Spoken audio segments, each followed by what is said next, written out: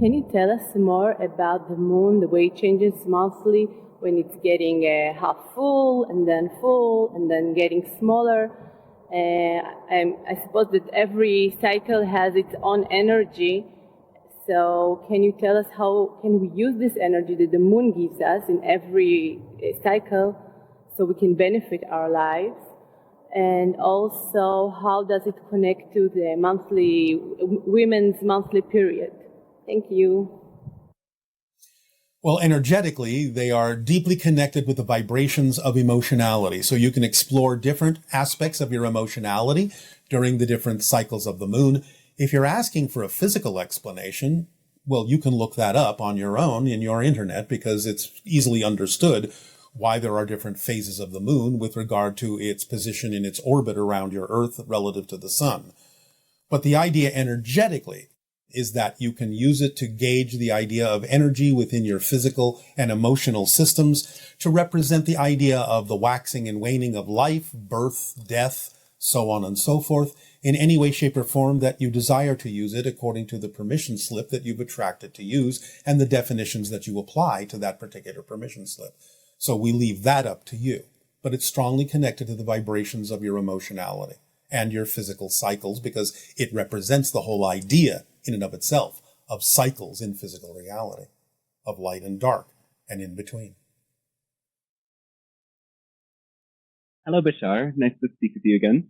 And to you, good day. So I spoke with you some months ago, and you suggested one thing for me to do is to get an animal companion. Yes. And I said that I travel too much. And I thought I was going to stay somewhere, but I started traveling again, and I kind of just enjoy it too much.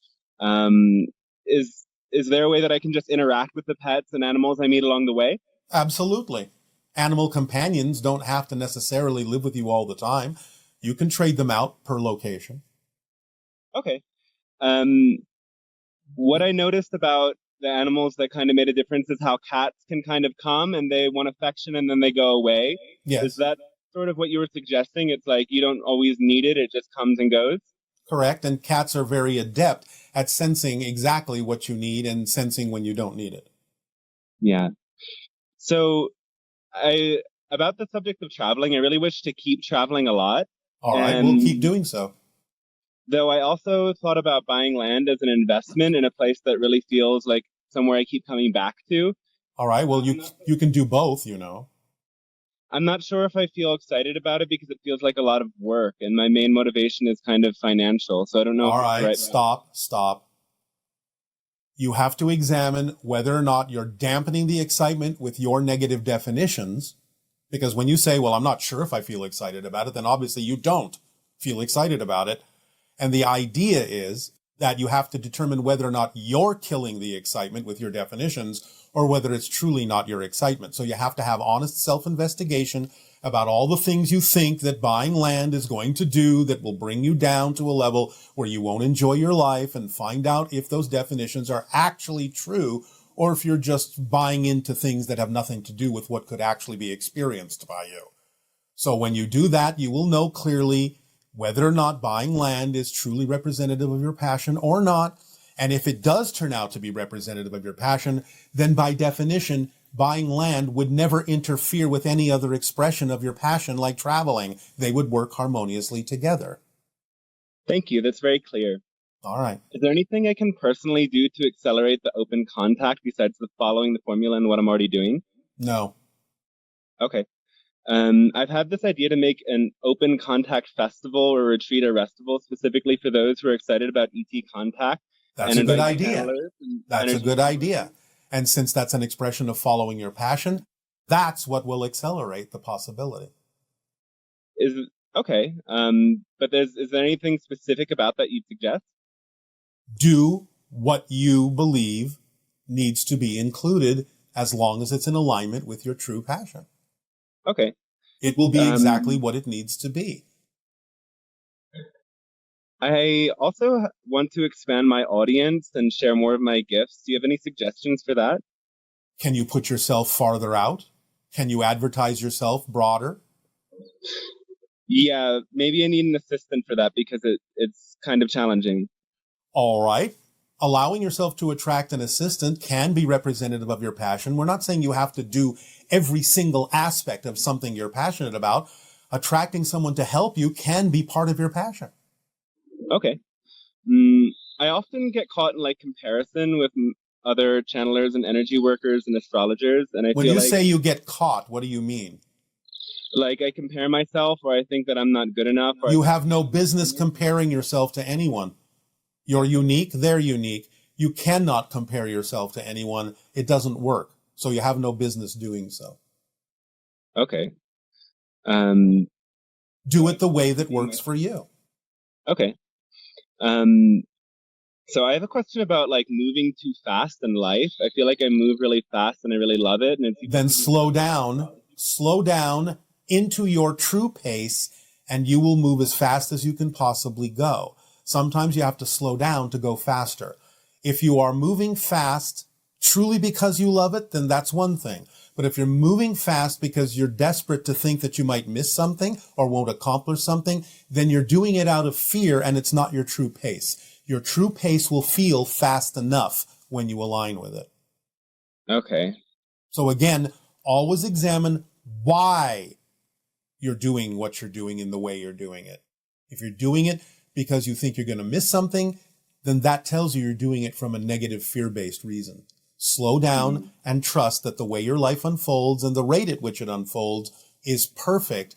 When you find the true pace, it will feel absolutely correct, and everything that happens will fall into place in perfect timing. Remember, it's not about time, it's about timing. And what about if I have a lot of like desires or cravings for like coffee or cacao, things that make me move faster? Again, you have to examine why you're doing that.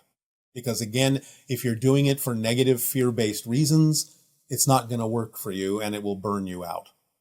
What's your hurry? What is your hurry? I don't know. I just want to accomplish as much as I can and experience. What is your hurry? Do you not understand? Do you not understand that if you actually are synchronized with your perfect timing, that you will by definition accomplish everything that you actually chose to accomplish in this life? But that paradoxically, if you actually force yourself to hurry up and rush ahead, you actually will miss several of the things you wanted to accomplish because you won't be in the present, which is where they need to happen. You'll be rushing ahead, thinking of the future, hurrying up to be somewhere you're not, instead of being where you actually are, which would allow things to manifest much more quickly. Because things can't manifest when you're not present. So sometimes, again, as we say, you may need to slow down a little bit in order to actually help things move ahead more quickly. That's very clear. Thank you. You're welcome. Do you have thoughts on polyamory? Whatever it is that someone is attracted to do that is in agreement by consensus with everyone else, as long as there is clear communication about what is going on with everyone so that they are making a conscious choice in those arrangements, then that's fine. Is there a way to kind of transcend jealousy in those settings, or is that always a part of our human experience? No, it is not. Jealousy means you think you're missing something. That you're not getting what you need. It is a poor me situation. I'm deprived definition. Right. So you're not trusting the way your life unfolds, and you're not actually living your passion. Yeah. I finally met somebody who feels like a good match, but since that happened, it feels like I've like lost a lot of my desire. It's almost like I was more into the chase than actually having. I don't know if there's any way that I can really drop in. Then do an investigation about what it is you actually got out of that and the reasons for why you experienced it in the way that you did. You need some honest self-investigation about why you choose to do the things you do. So take some time to do that. Don't be in a hurry to do anything else other than figure out why you do what you do. That's what will help you the most. Thank you. You're welcome. When people exchange sexual energy or even kiss, some people say that there's like a DNA transfer and that people take on energy from others. To what extent is that true? And how long does that energy stick around? The idea is you are simply matching frequencies with the other being, and it sticks around as long as you desire to match frequencies with them. And then when you That's what I change your thought. frequency, Some people are very dogmatic about that. I understand. Do you have any perspective on the importance of gay, lesbian, and bisexual people and other queer people in that planetary evolution or ascension? It is important for the evolution on your planet because it shows people on your planet that there are many different ways to express the soul and love. And on individual levels, is there something more significant that we can cultivate? Well, it can be. Yes, it can be, but we're going to leave that up to every individual who experiences it.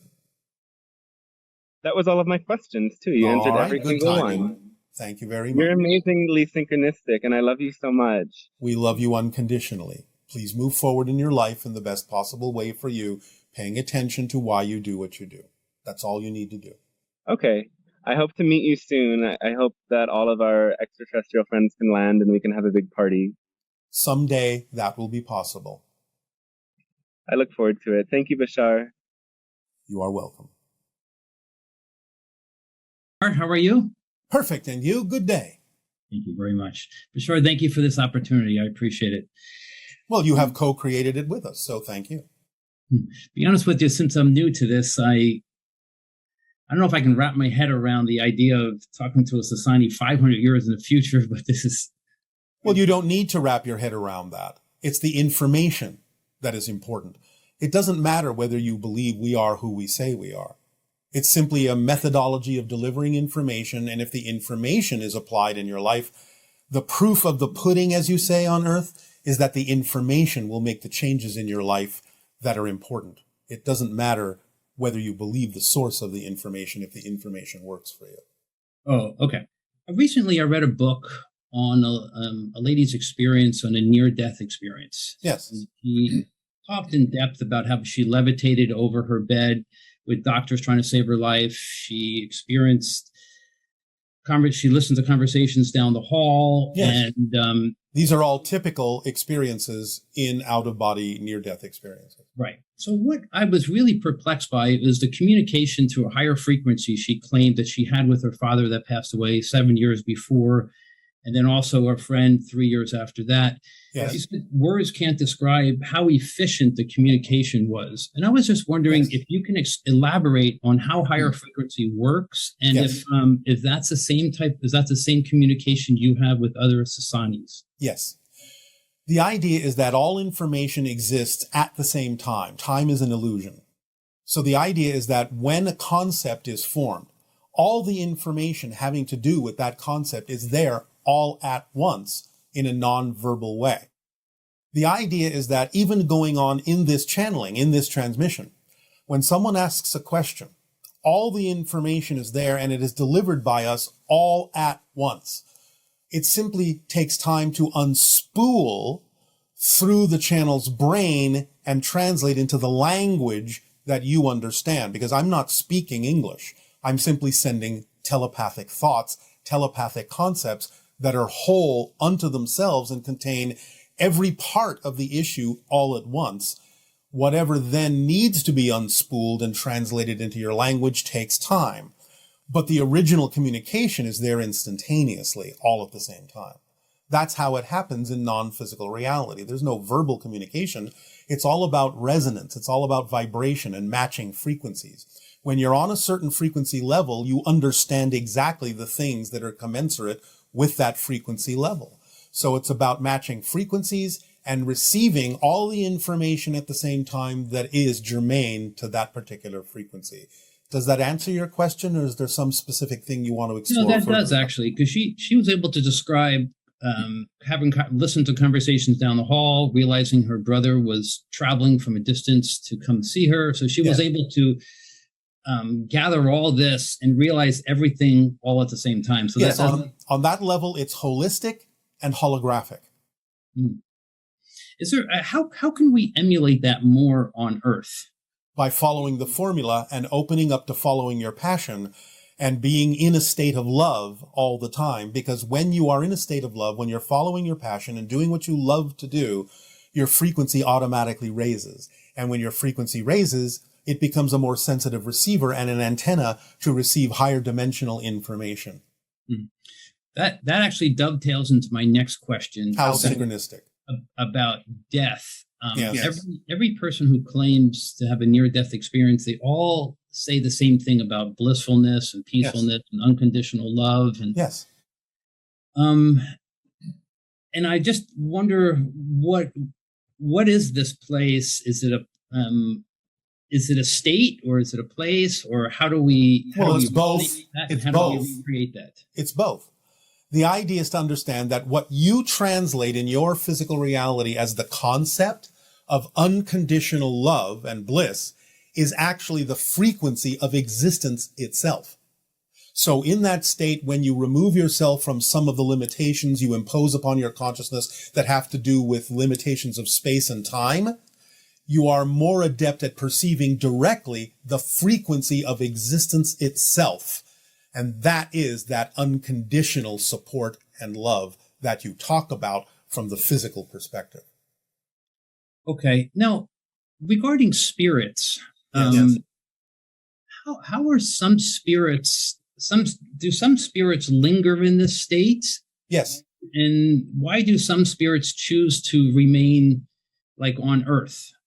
Recently, they're not on Earth per se, but they're in what might be termed the lower astral realms that are close enough to the physical vibration that they might sometimes be perceived by those sensitive enough to see them. There are different layers of frequencies in the afterlife, so to speak.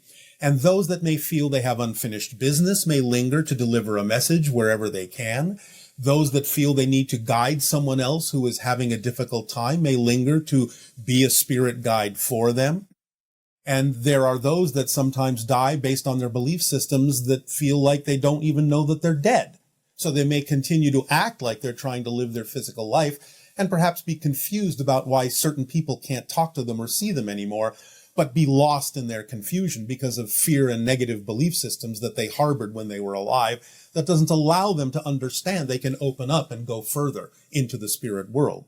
So there are many reasons, as there are individuals who may choose to remain close to the physical vibration of Earth. Okay.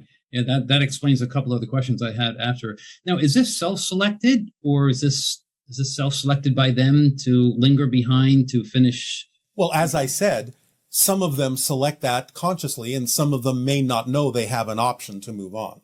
It depends on what belief systems you hold on to most strongly when you die. But eventually, people either in physical reality or in spirit can be guides for them to remind them and let them go that they have crossed over, they are now no longer physical in the same way, and that they can move on to higher and higher levels if they so desire.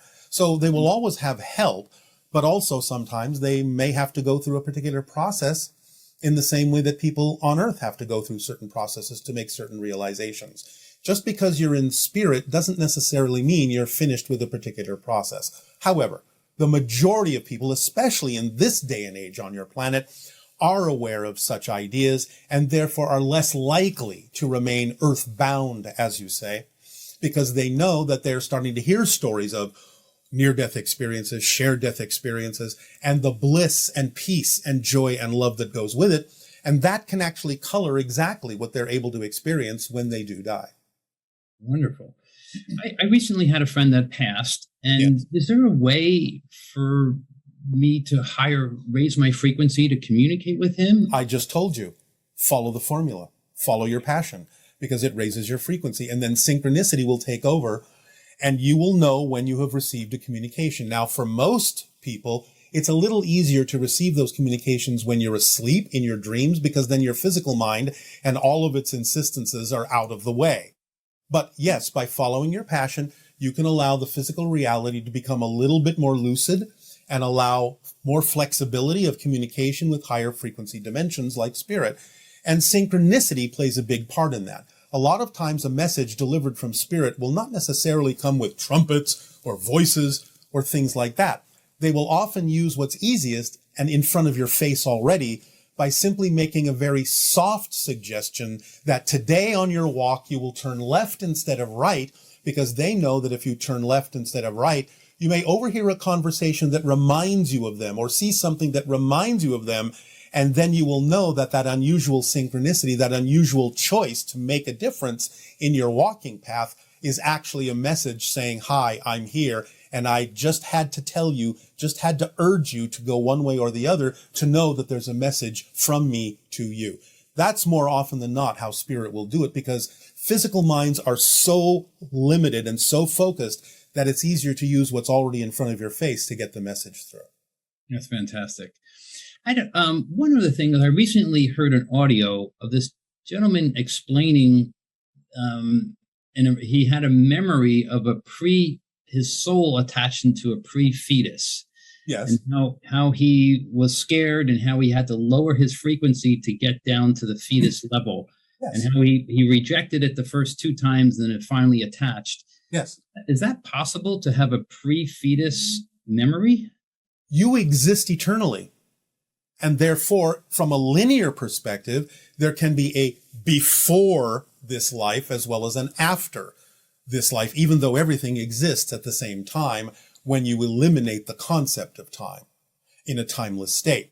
So yes, spirits can experience certain ideas previous to the idea of making the choice to have a physical experience, and that can be many different kinds of experiences. Wow. The attachment process is interesting to me. Do the souls choose the fetus, or is the fetus choosing the soul, or is that selected by? Well, in a sense, from your perspective, it would be more like the soul choosing the fetus. You choose everything.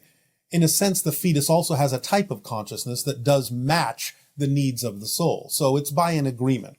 But the idea is that everything is a choice. Nothing is by accident, really. You choose your family, you choose in many ways the situations and circumstances that you believe in that life you need to learn what you are choosing to learn for your own soul's growth and continuation. Wow. Thank you, Bashar. Appreciate it. It is our passion and our pleasure, and we bid you good day.